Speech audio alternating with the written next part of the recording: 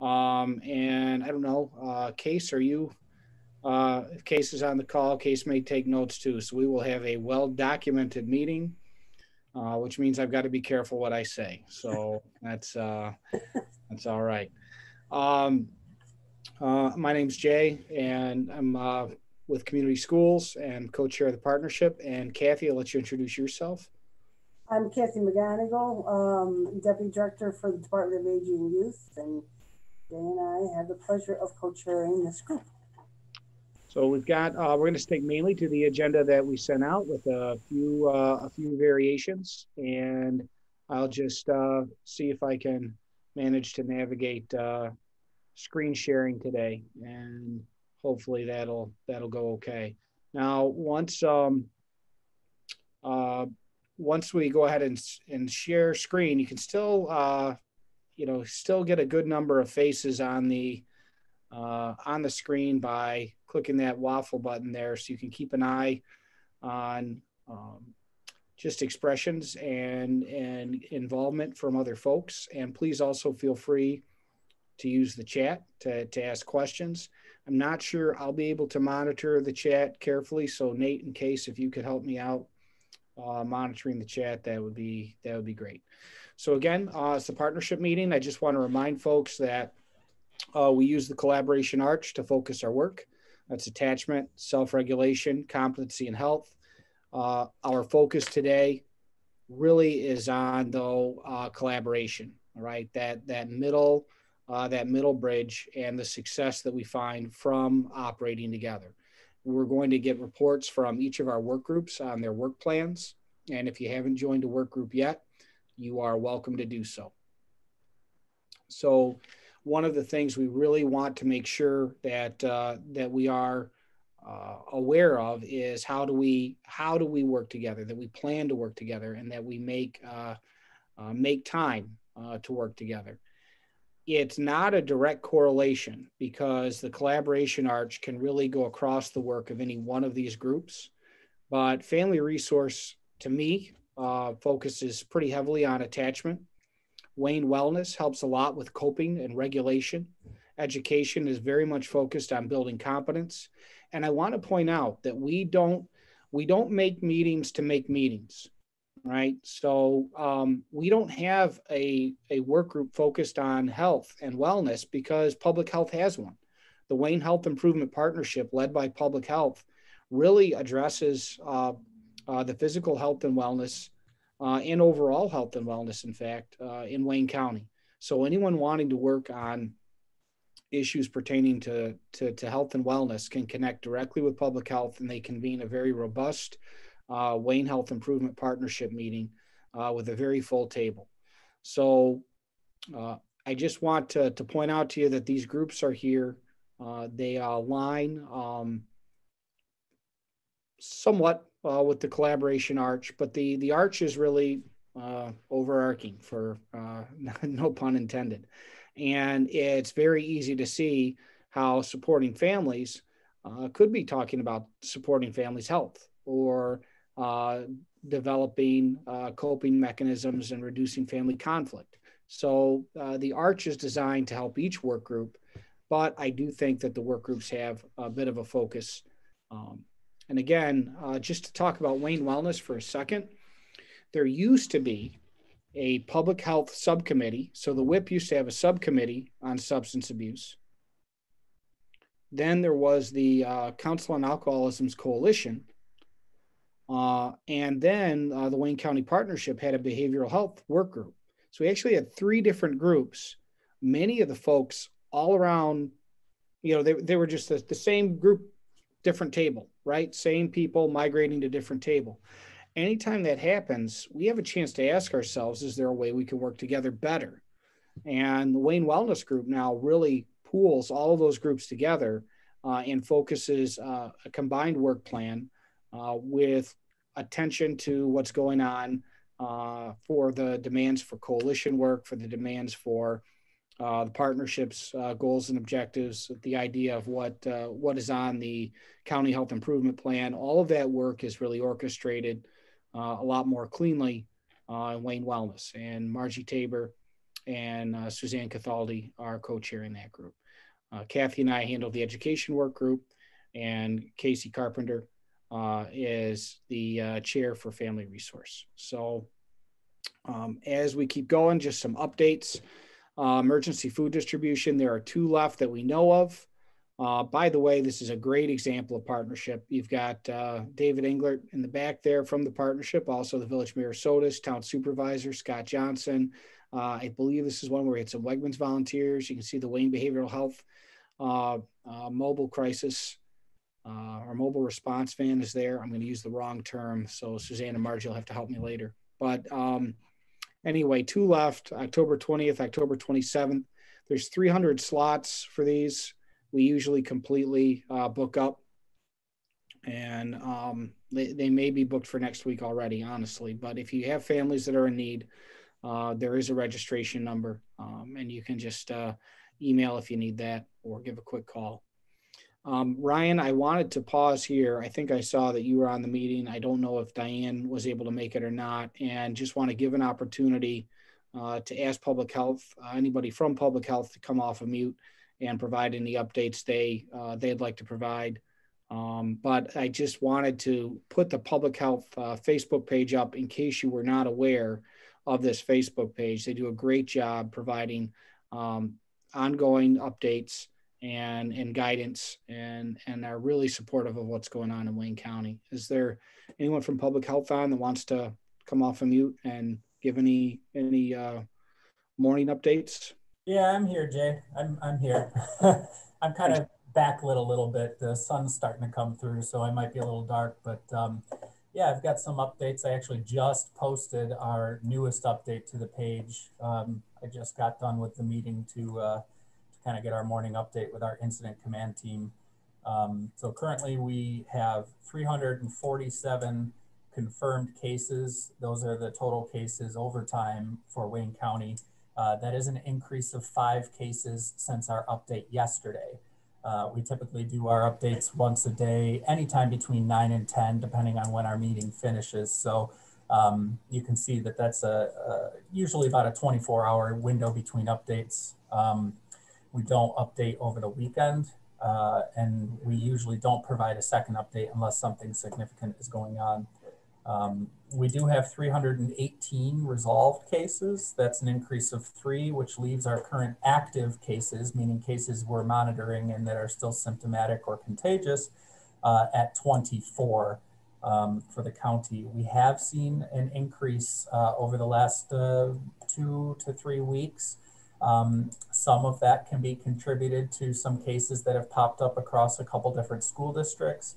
But in general, as we're moving towards these cooler months, people are going indoors more often than outdoors. It's going to be very, very important, and you'll see a significant increase in our messaging tied to tightening down those precautions again, really starting to be a little bit more mindful and even strict with yourself in terms of taking those precautions. A good example being, of course, you were able to safely gather with, some precautions with family and friends throughout these winter months. But recently, even just in our household, my wife and I have started to say, hey, if we're getting together with anybody, it's if you're not from our house, we all need to have our masks on when we're together, especially if you're inside, but even outdoors if you're a little closer together.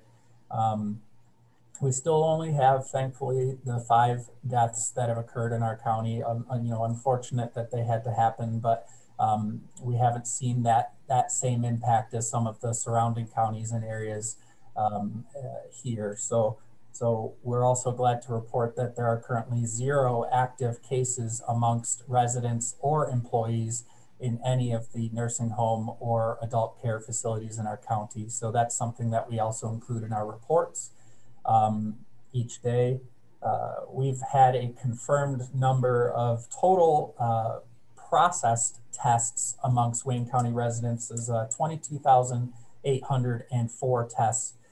It's very important to keep in mind that that number can include the same person being tested more than once. That is not an individual's tested number.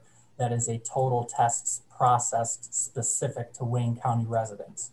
all of our data is specific to Wayne County residents, no matter where they may be. If Wayne County is listed as their primary resident, they are included in our data. So, for example, early on, we did have a couple cases amongst some snowbirds who had not returned yet from Florida, but we had to monitor and follow those cases, and we reported those cases because they are Wayne County residents. So all of our data is very transparent. I personally monitor the Facebook page pretty tightly.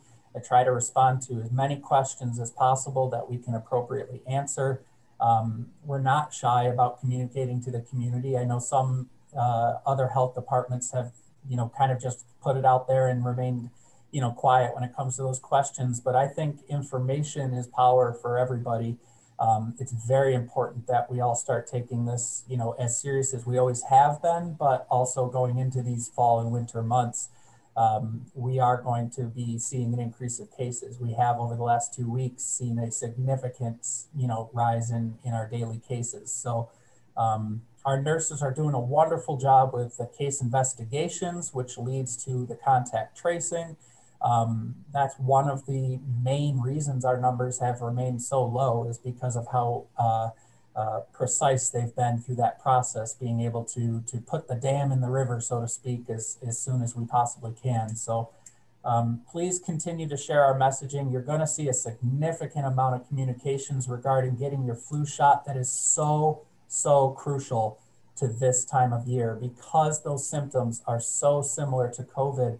Getting that flu shot and reducing the impact of flu in our community will reduce the impact on possible hospitalizations and the possibility of the healthcare system in general being inundated as we move into this increase in cases and these winter months. So flu shot posts, we're going to be doing a lot of communications with regards to, masking, taking those extra precautions, tightening things down. So we very much appreciate anytime you can share our messaging, because we need people to see that this messaging is coming from the right source, and that would be those experts in the pandemic. So, and the last but not least, I kind of want to humble brag that our department has been accredited nationally. We actually even received a call and a letter from Robert Redford, the director of the CDC, congratulating us on our accreditation. So that is a confirmation that this department operates at the absolute highest standards expected of a health department. So we are very, very proud of that. And hopefully that can also increase the trust that our residents have in our messaging and our efforts. Congratulations on that, Ryan. Thank you. Yes. It was 5 years of very grueling work.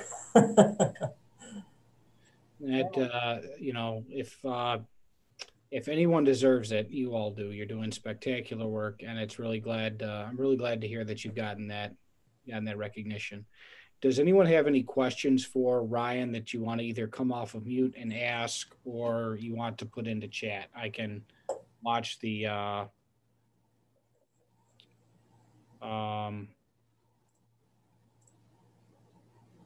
watch the clock here and allow for a few minutes of that.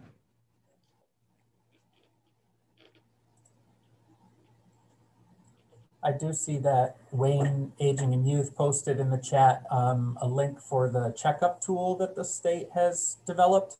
That is actually something we're also actively promoting on our website as well. It's a really wonderful tool that can give you a pretty decent and comprehensive readout of your potential risks. Whether or not you have the potential to have a high number of contacts, which would increase the likelihood of you eventually coming into contact who could give you COVID. That checkup tool is a really wonderful tool. I've actually used it a couple different times just to see what kind of answers you get, and it's very comprehensive. So thank you for sharing that.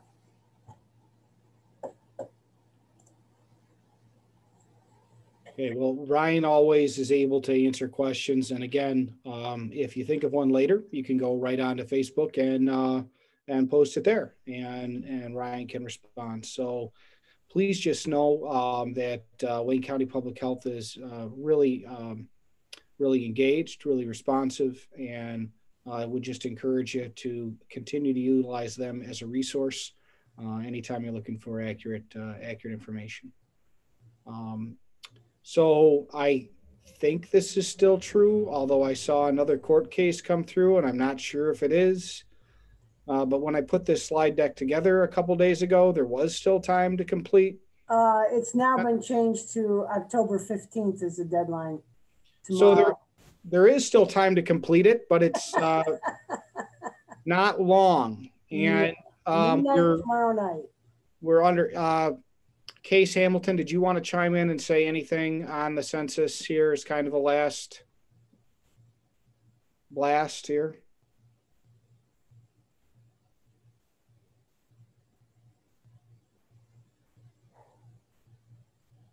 No, Case, if you're still there or not, I can't see it on my screen. But bottom line, we're a little behind where we were 10 years ago, and we'd like to encourage people to complete. And if you have any last minute opportunity to post on Facebook or do anything you can do, or also one thing we're trying to dispel, there's a paper long form, and people may have thought they completed the census when they completed the long form of the census. There is no long form, I guess. There's just a similar survey that went out at the same time. So again, any last push we can to get who we can would be great. But in a weird year, things with the census have been even more weird as different political efforts and legislative efforts to start, stop, extend, and reduce the time allowed for collecting census information has been just constant. So, Jay, and you just put a great post in. Yep. This is Donna. Hey, Donna. Hi, can I talk about the census real quick? Sure can. Case is just saying her microphone isn't working, so she's got a note in the chat for everyone too. And go right ahead, Donna. All right, so I did send around an email to the Complete Count Committee last week that we are continuing our efforts. And if you've already said this, I apologize. I just got on the meeting, but I'm on the radio every week on WACK. It's very stimulating. You don't want to miss it. I'll be on next Wednesday morning at like 8:40. And we talk about the importance of the census. I was very discouraged to see that the percentage didn't change at all from last week to this week. We have new ads in the papers. We have a Finger Lakes Times digital campaign taking place right now. And I did forward the email link that went out to over 40,000 households through Finger Lakes Times in Wayne County, targeting the geographic areas. There's digital ads and banners and clickable things on their various websites. So there's still stuff happening. I did hear on the news this morning that the census may be shut down at any moment, that the Supreme Court agreed to allow the census to stop immediately. So Casey's shaking her head no. Donna, this is Dory. I am a census eliminator, and I just got a text on my phone that all counts will be done tomorrow. Okay. And I was just shaking my head because I think that's terrible. Not because I had other information. Okay. So, you know, the ads that are in the paper do reference the end of the month. This end date has been a very movable date. It's changed about 100 times. It's confusing to people, but if it's over, it's over. But as of right now, it's still open. So I can tell you firsthand, for somebody that's been collecting data, it's been very hard. People don't understand what the census is for. I've tried to educate them. Some people have been visited numerous times that have been very angry about it. I went out this weekend and people slammed doors in my face. So it's been very hard to collect that data. You have to really educate people, and then they may give you information. So it's been very frustrating, and trying to spread the message to everybody I can. And it's equally frustrating when like people were told, okay, it's going to end on the 30th. And then, we had one thing that it continued, and then it was going to continue to the 30th. And then we just got another thing that it's done tomorrow. So it's been a really hard process.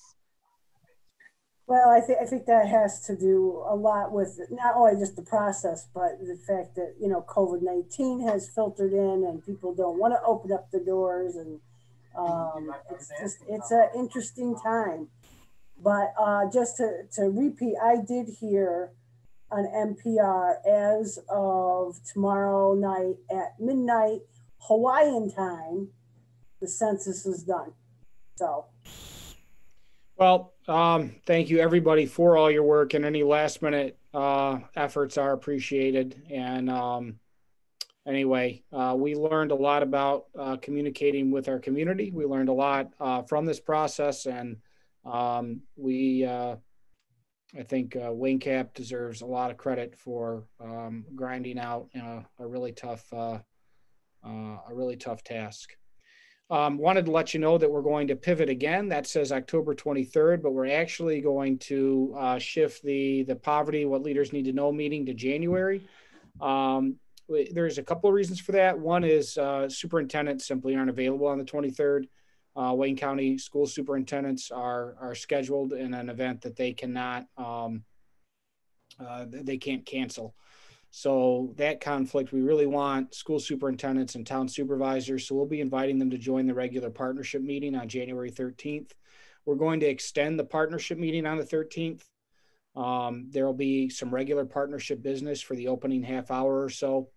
And then we will look to, and I had an updated slide that, oh, yep, there, good, it is there. We'll look to add some conversation around poverty and what we can do to adjust our approaches during the pandemic to maintain effective collaboration and maintain effective support for our youth and families. Those of you that registered already, literally we made this decision yesterday. So you'll be getting an email update in the next 24, 48 hours. And the opportunity to register is right on the Wayne Partnership website. Click on events. We'll have that opportunity to register up very soon. So, David, I'll talk with you right after the meeting about that, and we'll get that done. All right. The Value Metrics Youth Survey is coming up. I've got contact points from superintendents for most districts now. I'll be reaching out to the remaining districts. I think that I'm seeing some of the contacts on the call. Mick, for instance, from Gananda, you definitely got put on the hook for this. So I see Mick on the call, and there will be other folks that will be helping out. We do have a fourth grade option this year. We really want to thank Palmyra Macedon School District. PalMac helped us develop over the last 2 years a fourth grade option for the Value Metrics Youth Survey. We'll be checking in with those contact points next month. We'll get the templates and parent samples out in December and have everything ready to go and complete theoretically by February. We're optimistic that whether students need to complete this at home virtually or they're able to complete it in a hybrid scenario on the day they're in class, either way, we'll work out that district by district, building by building, and that data will be ready for a review probably July, maybe June if we can get Rob enough coffee. So I just want to show this slide to you, and I could really use everybody to, if you're multitasking right now, if I could get you to look at the screen and pay attention to this data for just a second. There's two slides that I really think are very, very, very important for the theme of our partnership and our work. One is, this is the free and reduced lunch chart for the last really 20 years or so. And if you take a look at around 2012 or 13, you're going to see an accelerated increase. So some increase through 08 through 09, but 12, 13, we're really going to start to see a spike. Now, if I was to ask you to make a prediction on risk factors, on dropout rates, on juvenile justice counts, on all of those things, if I was to ask you to make predictions on that based on the increased poverty, I want you to go ahead and get a couple of predictions in your mind now. What would you predict about risk factors?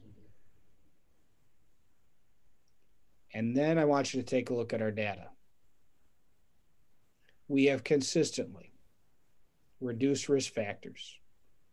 Students scoring, at risk for 5 or more risk factors. And we've done that not because one agency has come in like the Lone Ranger or, Wonder Woman or Batman, but it has been really a team effort, and it has been a focused effort.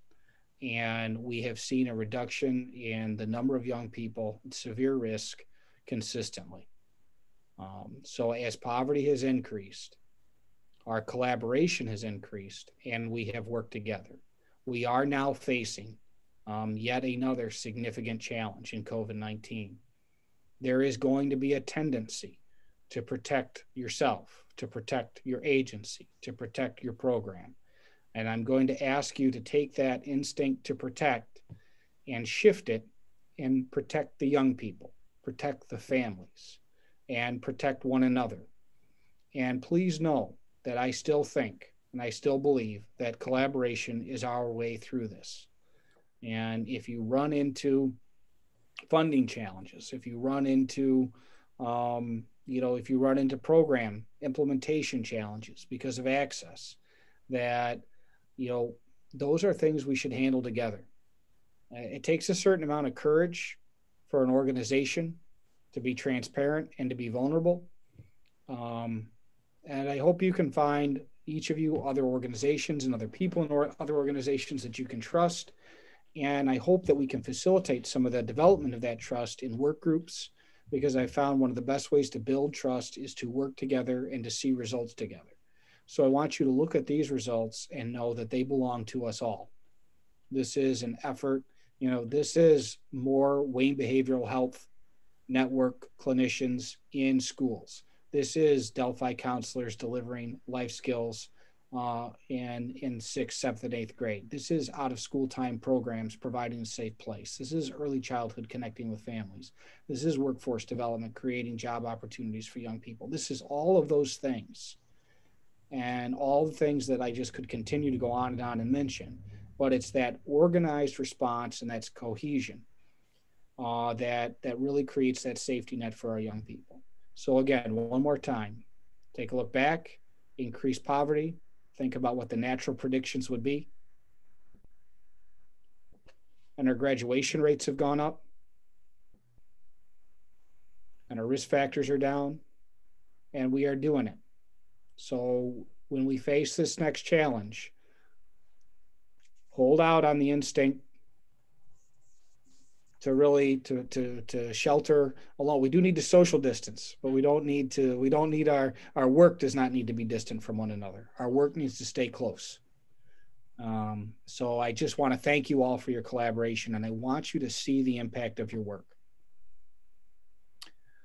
So that data, we do expect obviously that COVID is going to be placing more young people at risk. We do expect those numbers, that trend to reverse.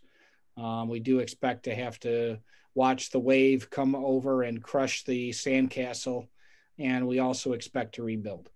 So I will be looking to see what the particular risk factors are that surface. And one of the great things about the Evaluametrics Youth Survey is it focuses on root cause. Is that sensation seeking? Is it, antisocial peers? Is it lack of perceived risk for drug use? Is it family conflict? Is it little commitment to school? What is it that's going to surface? We then will just try and program and address those root causes together. A few years ago, when the opt-out movement with state testing was going through, little commitment to school spiked. It had never been a major issue for a large number of youth, but it became one during that time when people were opting out of tests, because never before had you had, just kind of it was just a really strange time in education, and it was reflected in our data. As that resolved, that particular root cause kind of went away. So what will surface here for COVID? we'll have to see. But whatever we face, we'll do that together. So again, that data will be coming, and just want you to remember that the reports for the youth survey are accessible on the partnership website. You can go right to waynepartnership.org. You can click on the Value Youth Survey data, and the reports going all the way back to 2013 are there. And there's a lot more data than we have posted online. If you've got a question on something that isn't there, we probably have data on it. Just reach out and ask Rob Lillis, ask myself, ask Kathy. And we're very, very glad to support grant efforts for any agency trying to express need or show growth. We can do that. Please reach out. This is data for us for us to gather around and to use. Nate, are you at a spot where you'd be ready to share about the Virtual Family Resource Center? Sure. Oh, okay, good. I stopped share, so can I make sure that I've got you? I think, all right, hit the right button. Looks like I can share now. I was worried I hit the wrong button, but I hit the right button on accident. Does it count if you do it on accident, or do you have to do it on purpose? I don't know. All right. As long as it works. All is good. So thanks, Jay. Let me just want to talk to you real quick about the Wayne Most Virtual Resource Center. It's a resource for families in Wayne County, held virtually on Zoom. It's available Tuesdays through Thursdays, 4 to 7 every time. So you can access it. Go through Facebook. Got a link right here. You may see these cards going around. They're like a half sheet card. You can scan the QR code. It'll take you right into the resource center, or you could get it on waynemost.org. Click on virtual resources. Well, when it loads, you can click on virtual resources. Anyway, you click on that and you'll find yourself in a Zoom room. It'll be staffed by volunteers from the community agencies, schools, stuff like that. So it's really available for anybody, any family member who has a question about, it could be navigating the school system, or if you've got a question about helping your kid with homework. Really, it's anything. You can log right in there and someone will be there to help you. You'll be paired up with a volunteer into a breakout room, and you can kind of discuss with them what it is you're looking for help with, or what it is you're frustrated with. And then they'll work through a log form with you. So they'll share their screen with you. Like, you can kind of see the information that's being collected. Everything's voluntary. They don't have to share any information they're not comfortable with. Oh, there it goes. So I won't click it because then I'll leave this Zoom room. But if I click here, it'll take me into this virtual resource center. Hey, do you have that form? The form, yeah. Yeah. It's just my screen sharing thing. Every time I try to go up to the top of the page, it blocks it on me. Yeah. So kind of for the volunteers, we also have a volunteers page where they can see the volunteer protocol, kind of get an idea of what they're supposed to be doing. They can enter the room from here. The thing I was talking about, the form that they'll work with, is this visitor log form. So it's got a little script at the top that you would read the person, your name, the name of the visitor if they want to share that information. If they're talking about a particular student in school district, really the only reason we're collecting this is to kind of see where the issues are and to follow up if needed. Nate, there's a question in the chat room about, is this for academic support and tech support?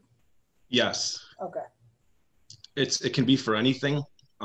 We can't guarantee that we're going to have an answer for everything right in the moment, but that's kind of why we're collecting this information, because we will follow up with it.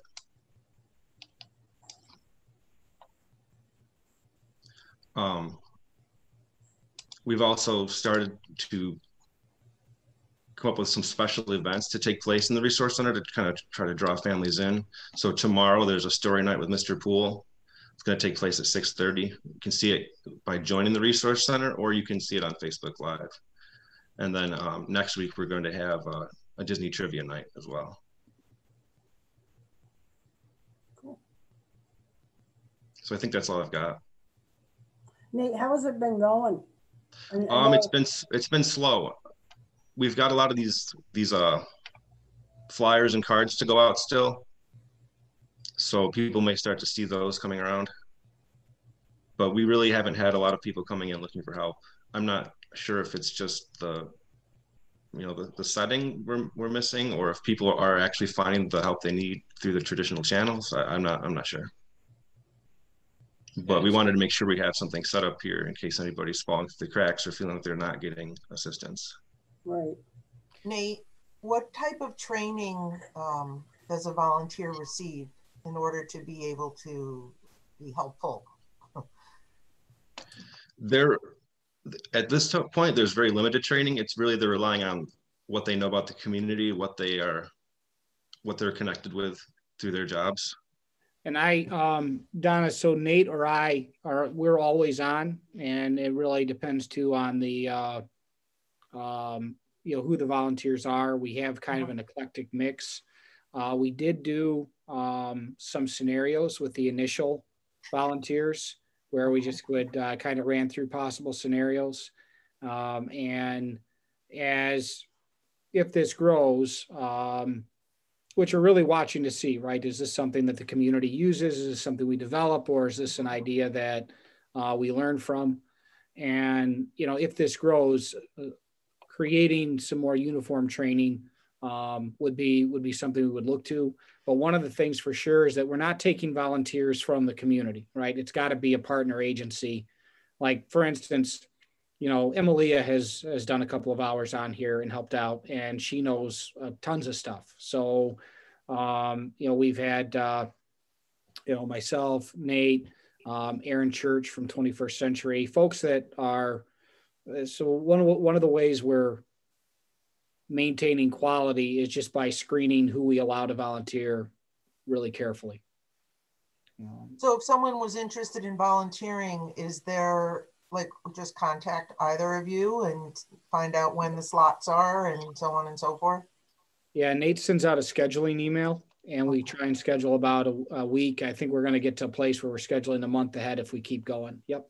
And anybody can, it's actually a good place to wrap up is to say, if you would like to volunteer, please do email Kathy, email me, email Nate. We'll get, we'll definitely take advantage of that. And the other piece is that I wanted agencies to know, if you're looking to connect, you're trying to connect with a school district and you're having a tough time, which is a legitimate concern right now. Schools are, we're strained. I mean, there's a lot going, and it's really possible for somebody to be out sick and, or something that we typically would have been on top of to miss. So I know the 4 o'clock hour is late, but if you're still on the clock at 4, or you would be okay checking in later, and you have a situation that you want to work through for a family or for a young person, feel free to log on as an agency too and just say, hey, could use some help. It's a good way to get a hold of folks that can maybe help you navigate communication concerns or something. The last thing I do want to point out is that we were going to launch a tutoring center uniquely, but it seemed like that we could handle the tutoring here as well. So we will start to brand this, I think, as a tutoring center as well. And yep, we can absolutely send out this flyer to share. And again, we got about Arc Wayne was spectacular. They made about 8,000 little quarter cards for us to pass out. So we'll be trying to get those distributed too. And again, please let your families know, and glad to have more volunteers.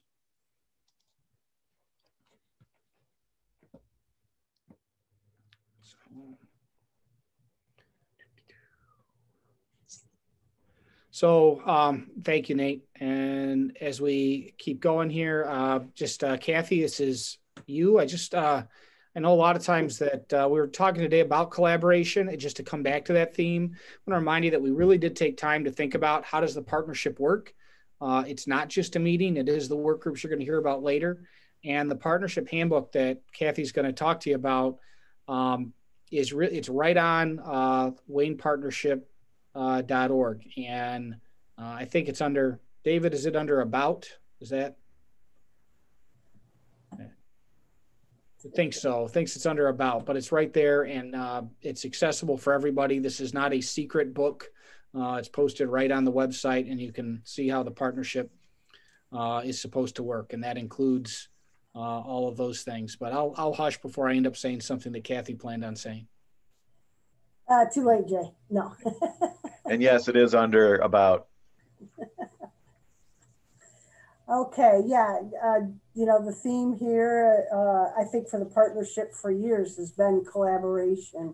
And something that some people don't realize is that the partnership just doesn't happen. There's a lot of work that goes into work groups, to even the 5 meetings we have here over a course of a year.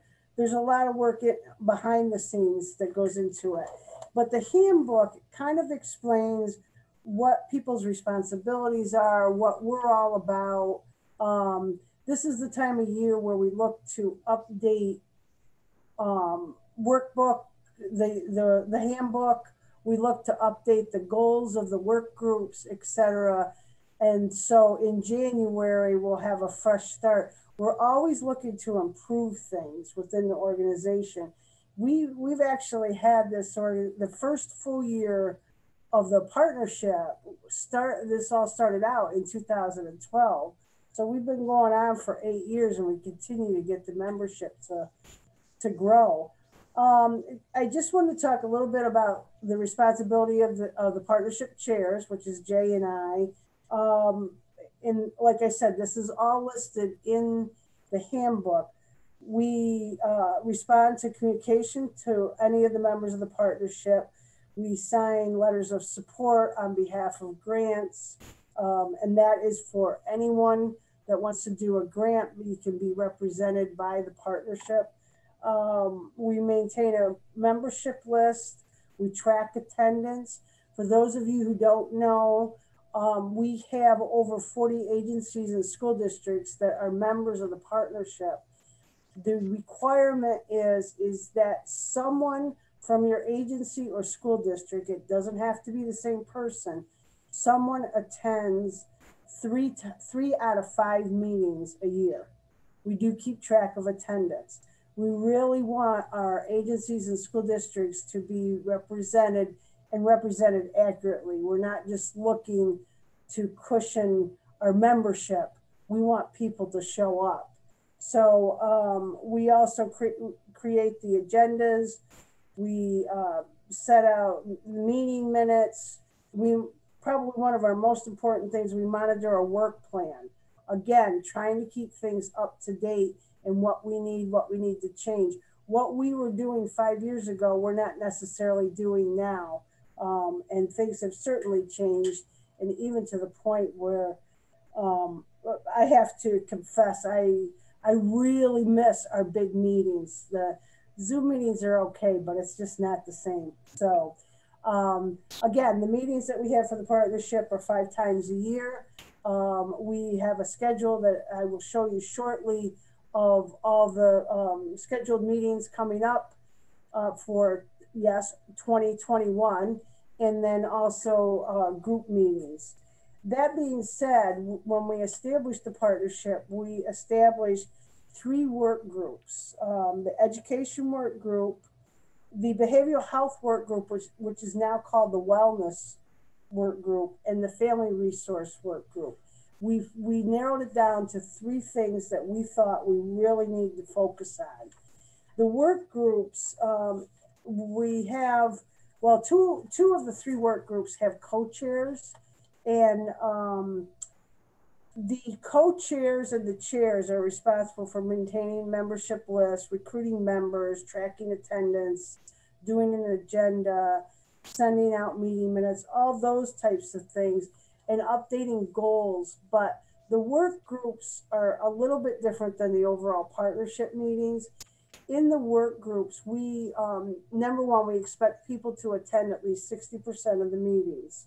That can vary. I could talk for the family, for the education work group, we meet 6 times a year. So, and we do have one group meets monthly, but we're going to hear from the other chairs later on the work groups. But we, when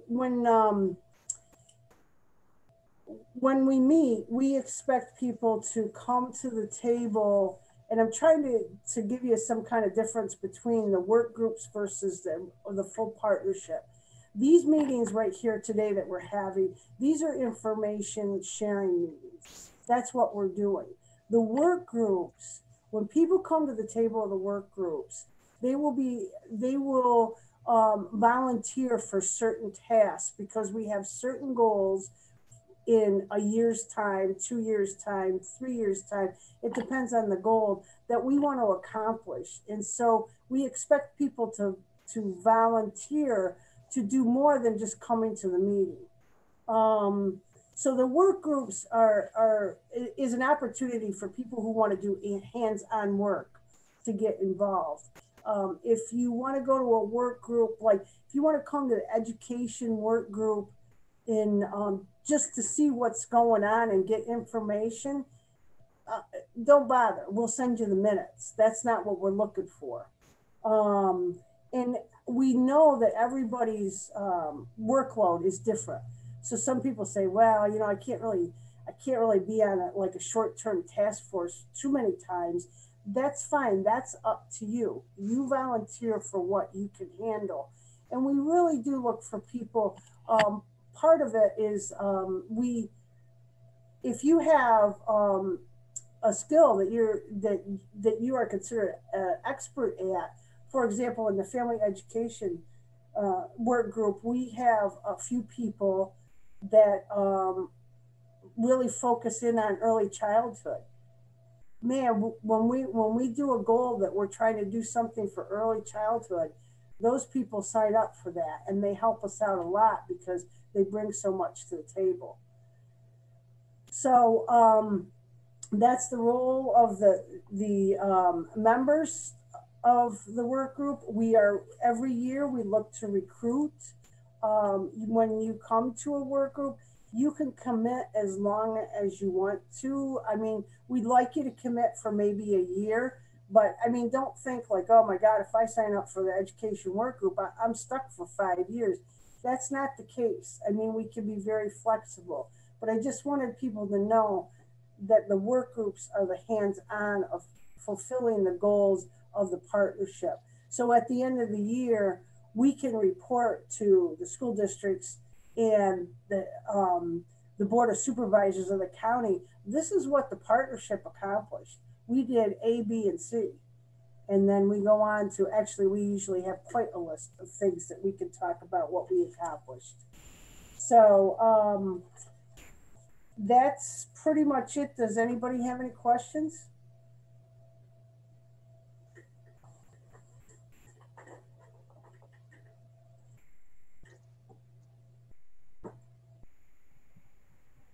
All right, here's the schedule for not only the partnerships in 2021, but also all the work groups. There might be changes in that. I mean, we're scheduling meetings out to October 2021. Who knows what could happen by then? But we will, you know, those changes will be put on the website if there is a change. At this point, we're having Zoom meetings just like everybody else, but I will send that out to the distribution list that I have for the partnership. I'll send it out to you so you can have that. I think that's all I got. All right. Thanks, Kathy.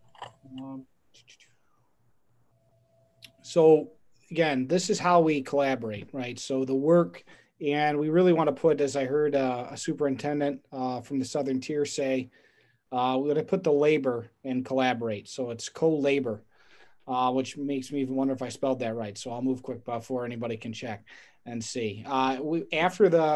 If there's time after the work group presentations, we'll go ahead and get into breakout rooms, and we will close out that way. And I don't know, Rob, did Rob Willis, did you make it on? Yep, I'm here. Do you want to just briefly talk about, I've got a riveting slide prepared for you. Oh, okay, good. You want to briefly talk about, it's the collaboration survey. That's your riveting slide right there. Just what we are going to look to measure collaboration, and I'll let Rob talk about that for a second before we get to the work group reports.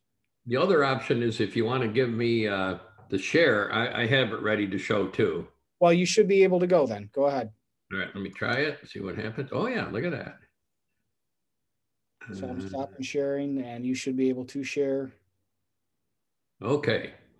I won't go through all of the whole thing, but now keep in mind that collaborate also has the word aid in there, ATE. So, we should get fed, I think, next time we can meet in person. Next time we can meet in person, we will absolutely eat, and everybody can hold me to it. It can be Wegmans chocolate chip cookies. It can be, whatever we need.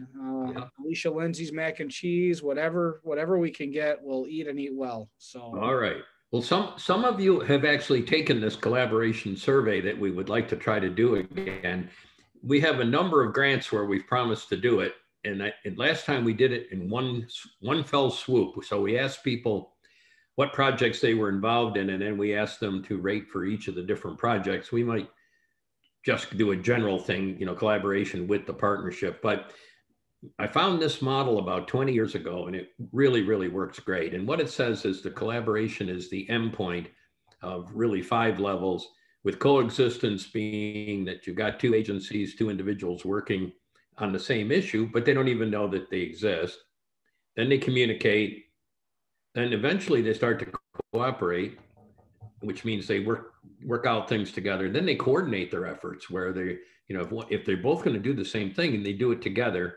And then ultimately collaboration is working together still as individuals. They don't lose their identity, but they work together to develop and implement programs that really work great for them. To measure collaboration, we use a matrix approach. Now we have this as a web-based, which makes it a whole lot easier to do, but this will just give you the graphic.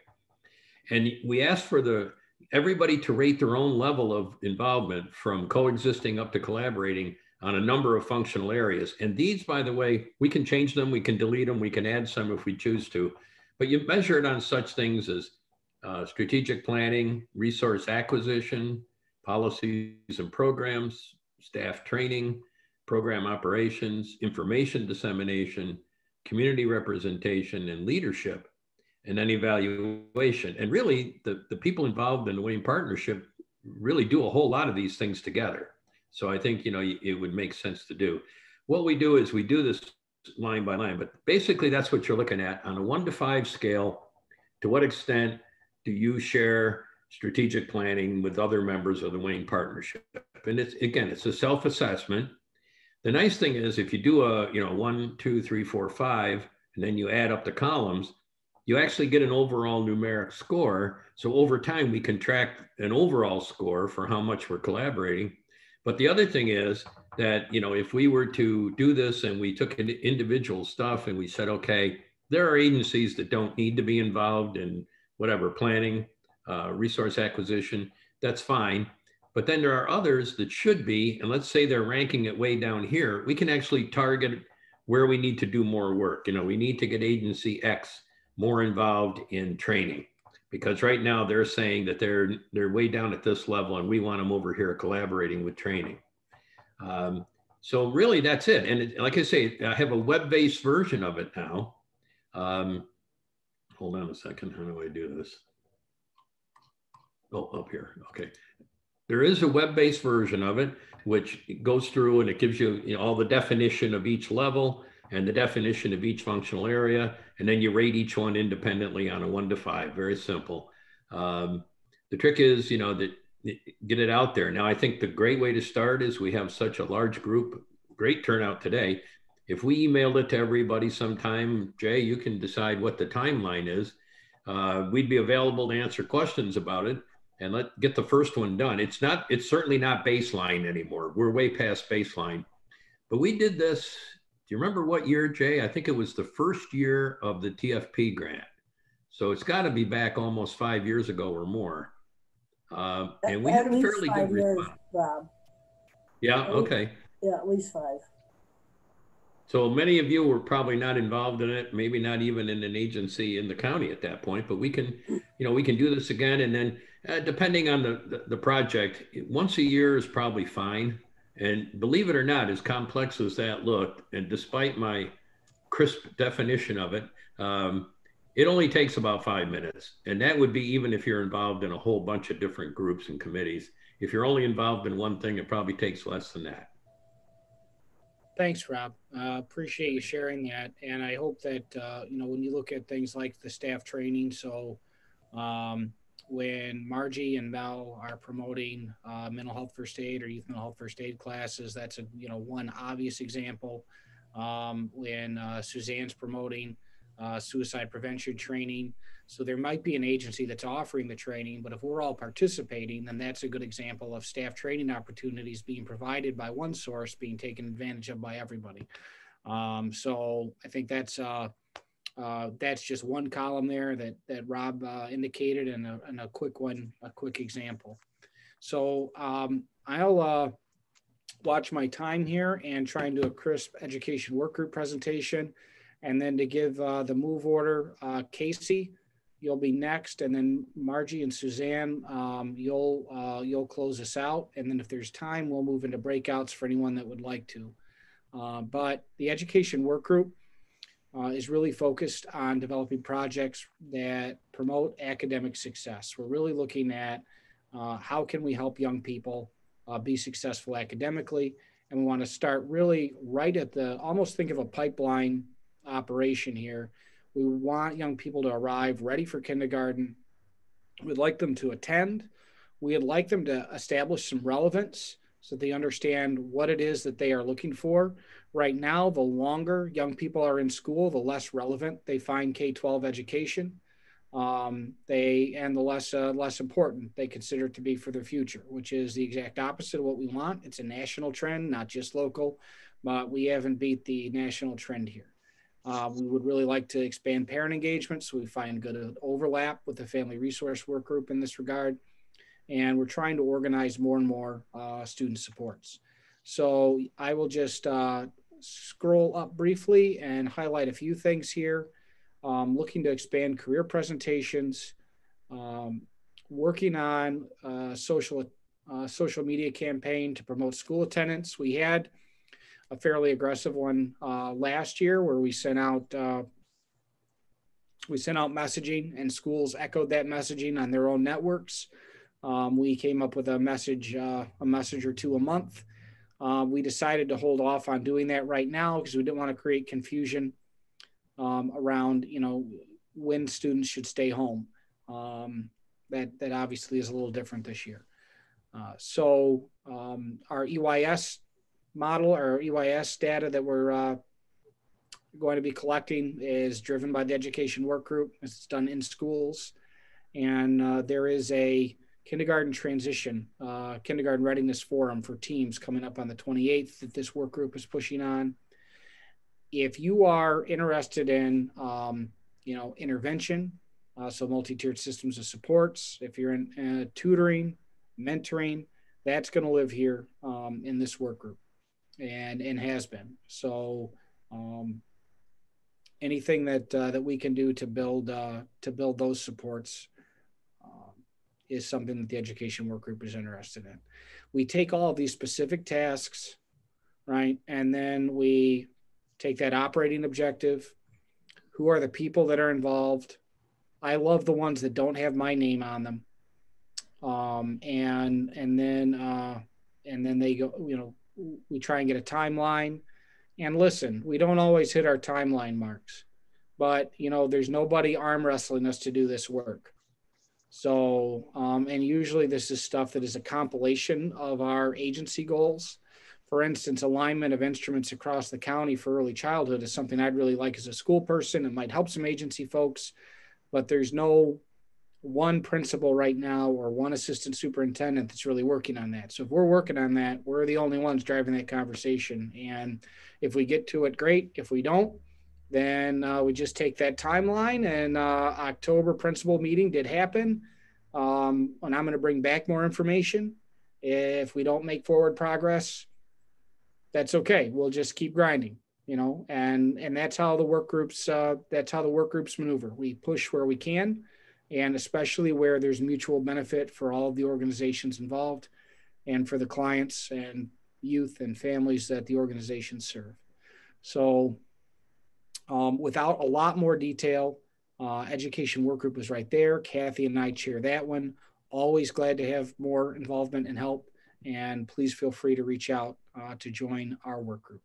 So Margie or Suzanne, I think you should be able to share your screen if you want, or if you're just going to talk, that's okay too. You guys are up next.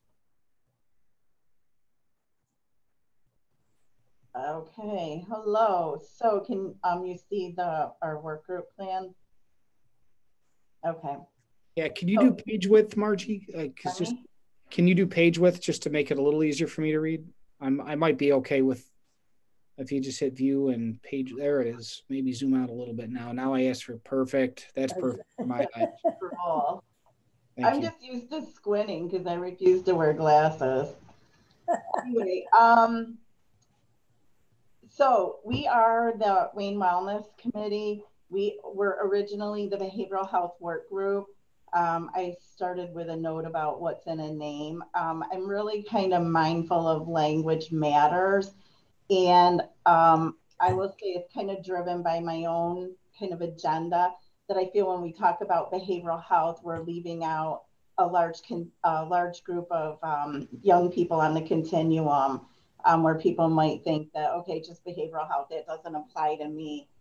So we've kind of moved towards calling this the Wayne Wellness Group with the idea that we will capture all of the young people on the continuum around overall wellness and whatever that looks like.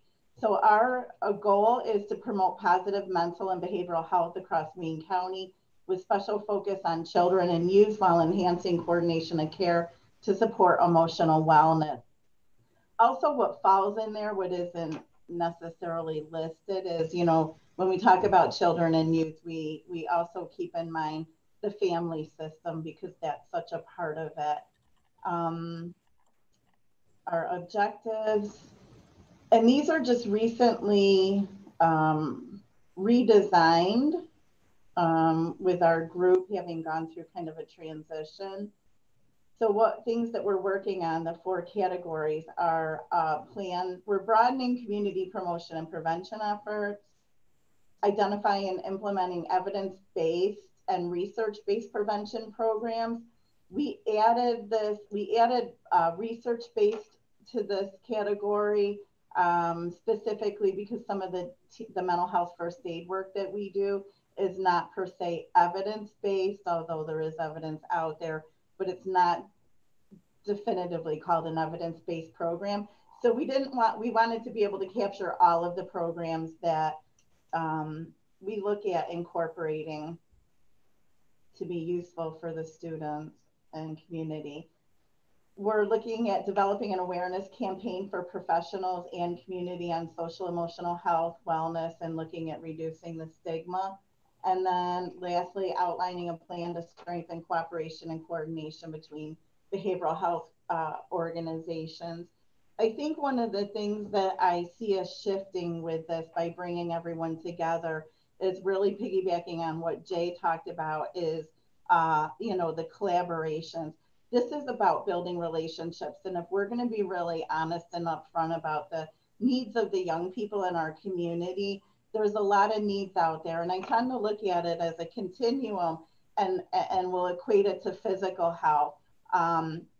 Because when we talk about emotional wellness, we want people to be talking about that as much as we talk about the importance of physical wellness and health. So when you take a look at physical health, someone starts to have the sniffles or starts to not feel right, maybe a little bit off, we start to pay attention possibly to like, what do we need to get back on track and feel better?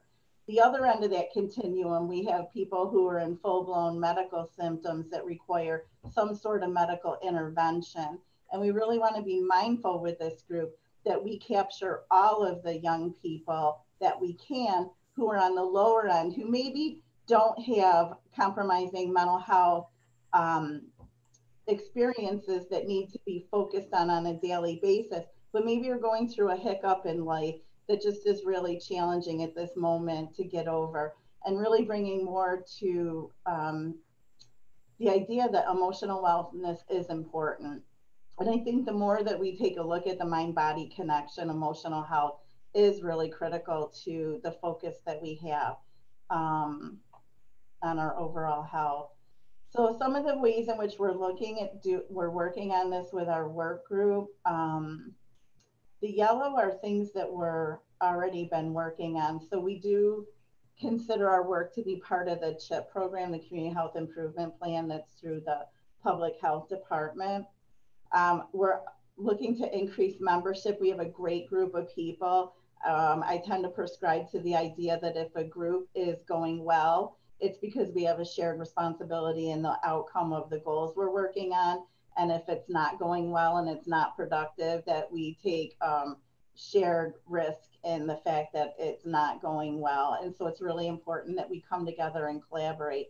I also tend to prescribe to the idea that as agencies focusing on emotional health and wellness, the more we're building relationships, we can support each other's work, but it's only going to pay off and ultimately impact the students and the young people in our school communities. And we have the Youth Leadership Forum that's under our group, and Mel Frau and Hennessy Lustica co-chair that. Drop boxes we've been doing for a while, and so we take a look at the prescription drop boxes in the community. And then the other thing that we started this year that has gone over really well is we had bathroom stall flyers installed in the bathrooms. They're plastic holders on the back of the bathroom stall doors. And we do flyers each month to put in there that really just try to, while the kids are in the bathroom, maybe get their attention. When COVID hit and the schools went on a pause for their buildings, we switched to produce those in forms of graphics and share those with the schools so that they could be put on social media, on websites, shared in newsletters, but really trying to take a look at this group has a lot of professional experience and knowledge around emotional wellness, and how can we put that information out to get before the eyes of the young people. Under the evidence-based research, we're looking at the programs that are in the schools and who's doing them. We're monitoring the implementation of the life skills trainings in grades 6th, 7th, and 8th. And then I'm going over to the awareness campaign. We have the mental health first aid initiative that is here in Wayne County and pretty strong. So we have mental health first aid, youth mental health first aid. Mel Frau coordinates that. The other thing that we're going to be looking at introducing is the teen mental health first aid. We got 4 instructors trained to be able to offer that to the students in the school district. And then the last column, we look at the resource link on the partnership website and then update that if needed.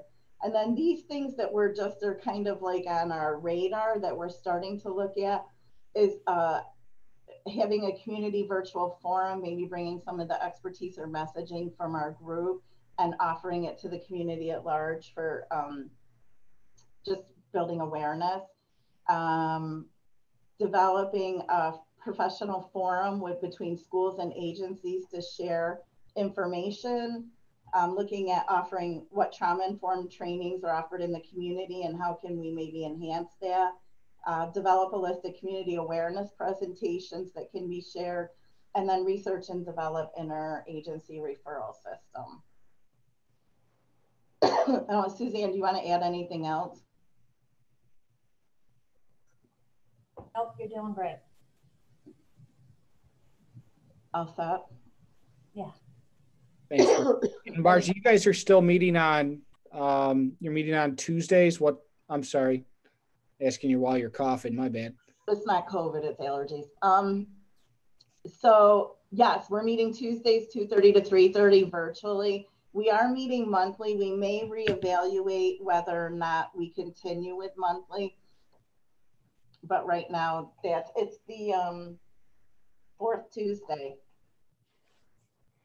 All right. So again, you can reach out to them. And then I think I said one order and then I went with a different order. I think so. Casey, I'm sorry about that. You were probably all ready to go. And then I skipped. But the fact that I arrived at the right meeting at the right time today is I'm just going to give myself credit for that. And if I swap the agenda around, then, you know, so be it. Just being in the right place is full points during a pandemic. So for the last presentations, Family Resource Work Group, guys, if there's a group that is going to be hovering over some of the needs we have right now, it's definitely this one. So really would think about, you know, encourage you to consider if you could join Casey and add some arms and hand strength to this work. And Casey, when you're ready, you can go ahead and share. Sure, just give me a second. I have to navigate through like multiple systems to do screen sharing, so it takes me an extra second. So hold on one second. So it's nice to meet everyone if I haven't met you before. I'm Casey Carpenter. In my other job, I work at Arc Wayne in the Community Services Department. I'm a family support specialist. So I'm not sure, does that view work for people? It works good? Okay, good. So, and then I have to move this over here. Okay, so yeah, family resources, I think we realized all of a sudden in 2020 how very important it is to have a lot of resources at our hands to help our families. Just to throw a little bit out there, you know, I work with a wide range of families, people who have families of means, families, you know, who are very needy.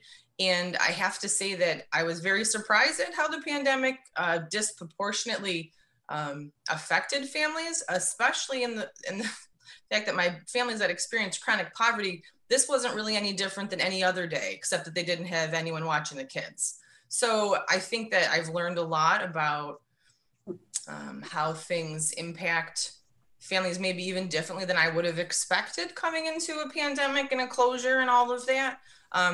Because suddenly the families that had everything together, all of a sudden, all of those pieces fell apart. But if your pieces are already apart, it really wasn't that much different. So that was kind of a little bit of a learning experience for me, a little different than I had thought. The families that I needed to suddenly support more were not the ones that I had expected when I suddenly heard that this was when we saw like the wave of this coming. So I would say that I learned a lot about supporting people through this pandemic that I think will continue to maybe craft and change the different ways that we're looking at Family Resource Work Group, just because we're suddenly in a very, very different world. And some of the things that didn't really impact families before are impacting them a lot more. I'm thinking of things like internet accessibility and things like that. The proficiency of families to support their children if they're in virtual learning. I think that we could probably put a lot of different things into some of the thematic goals, but this is kind of where we are right now, because I think we all know that we're kind of in a strange time. So there's kind of my lead in. So, you know, our overall goal is to develop projects that connect Wayne County families to wellness resources and pro-social opportunities. And geez, is that hard since we can't get together?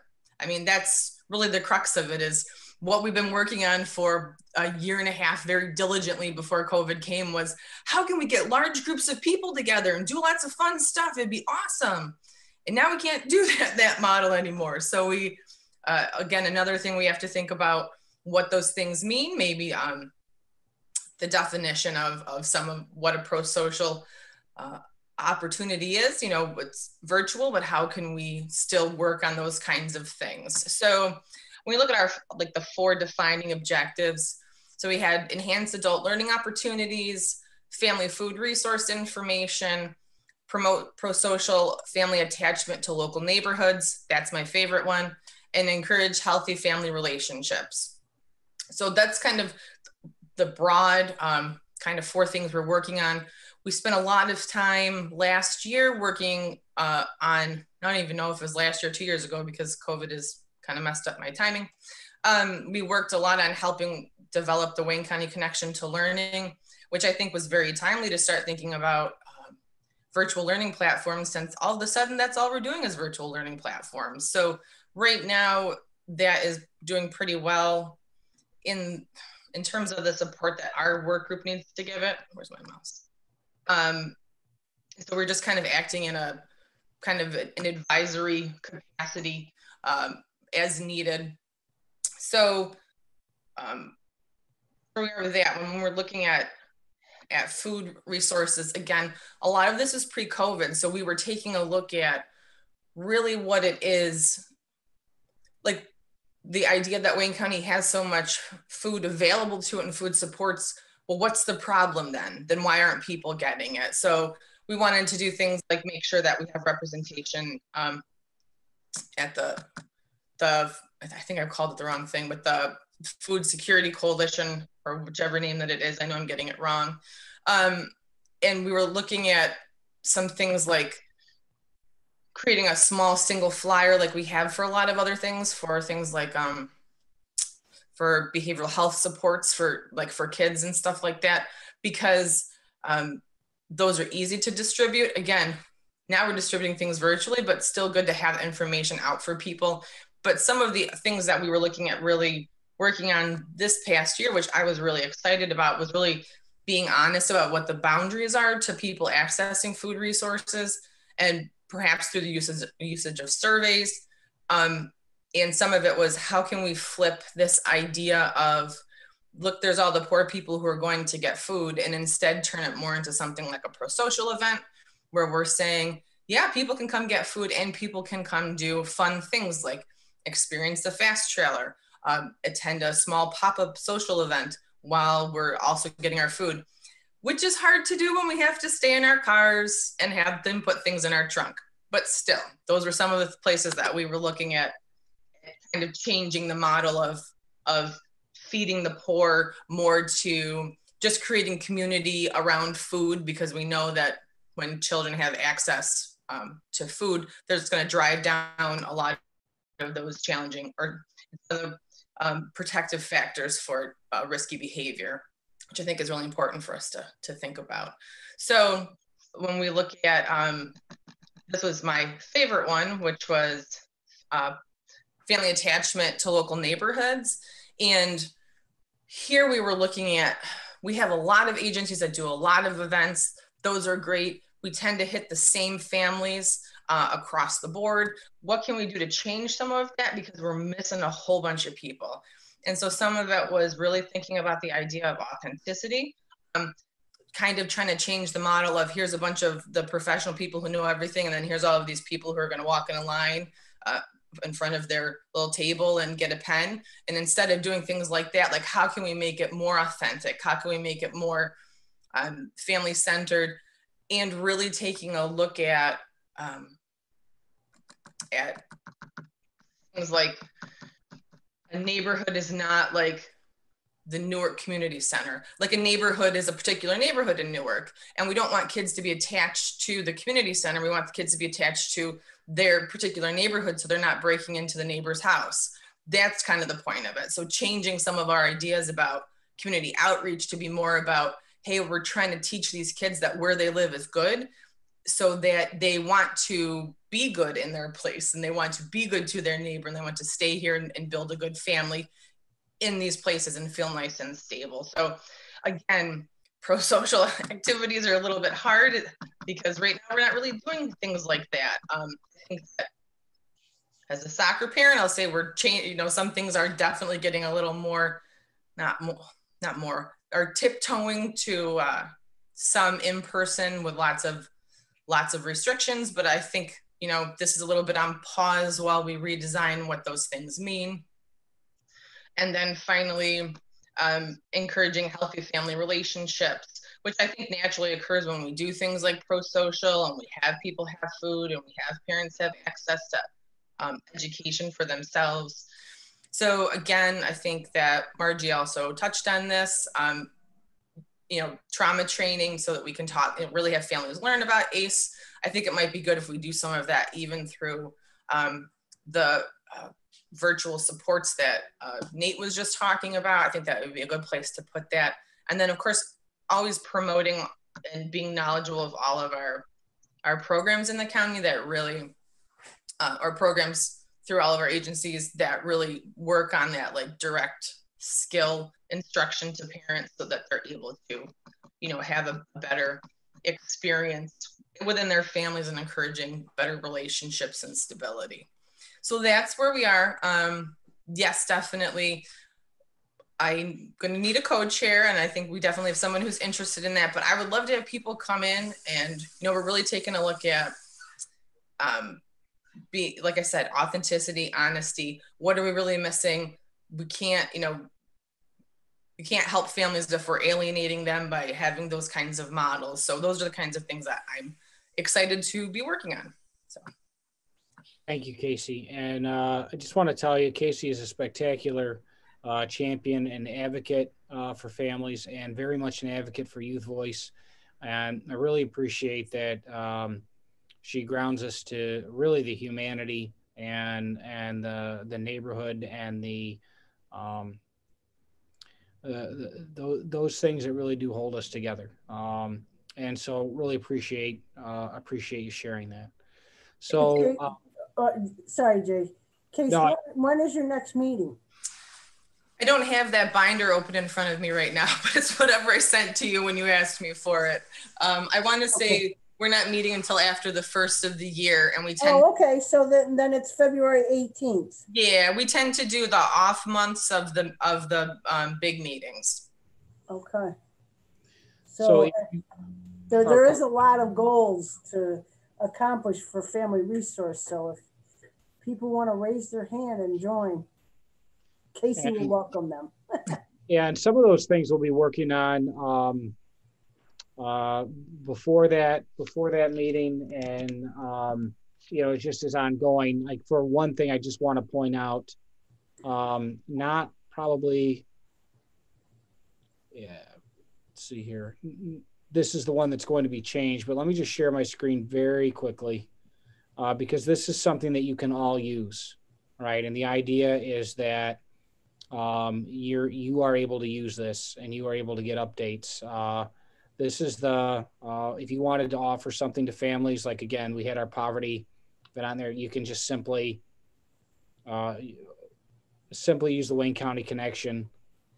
It's like Eventbrite, except it's our own, right? So we can put, if you have something you want to do for families and you want us to promote it, or you have a class, we'll take the registrations for you. We'll do the registration work for you. We'll do the promotion with you. This can be used for anything. Just send it to David. We're really hoping to have the mental health first aid classes up on here soon, I believe. And, you know, if there's a library that has an event, if we're doing an out of school time event, you know, when we get, we may even be able to do as we do more events in the virtual family resource center, we might be able to put those events on here just so that we can remind people. So feel free to use this where if you have a training on, you know, anything, implicit bias, anti-racism, I'd be really glad to put this up here and help promote. So hey, can I just say one more thing before we go off of family resources? Yep. I think that I would encourage people, even if it sounds like we have a lot of goals on there, but I think that one of the best things that we have are really good and true conversations about people who we support. And I think since the nature of supporting families, and when you come to it with a lot of experience, it's also good to share some of those experiences so that we're not having all sorts of kind of biases about supporting families. And I think that even if we aren't marching necessarily towards a goal, I usually feel pretty confident after every one of our meetings that we've all shared something and learned a little something about supporting families and being better providers ourselves.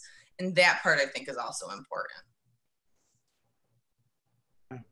Well, I wanted to offer breakout rooms, but I'm seeing for some reason that the Zoom version that I have today does not want me to be able to offer breakout rooms. I don't have my breakout room button. So we're almost at time, but I was going to let us conclude in breakout rooms, but instead may just, we'll either add, that will certainly be a part of the next time we get together in January. We'll do a little bit of partnership business and any necessary updates. I'll introduce Wade Norwood, who'll share with us for an hour on really excellent and exceptional work Common Ground Health has done on poverty, on the impact of poverty on public health. Dina's on the call today from Common Ground Health, and I look forward to facilitating conversations after. I'll share a little bit of data after Wade's done, just on local school stuff and any local school updates, and we'll move pretty quickly into breakout rooms. So please plan on having kind of a bit of a summit at the next meeting, and please help us invite leaders and community members. And I'd really like to see us clear 100 people, maybe clear a couple hundred people, and really have a really big turnout for that, and have that be a chance for us to really consider as we start to position and head into recovery, or head into managing a second wave, wherever we happen to be at that time. What are we doing to maintain supports? I really do want to thank everybody. Please get to know one another. That's one of the reasons I really wanted to do the breakout rooms is, when I know that I can email Nate or I can email Mel or, Jim's on from where, and I know people name and face, and I'm not just calling, I'm not just calling the, Wayne Behavioral Health Network. I'm calling Suzanne, or I'm calling Margie.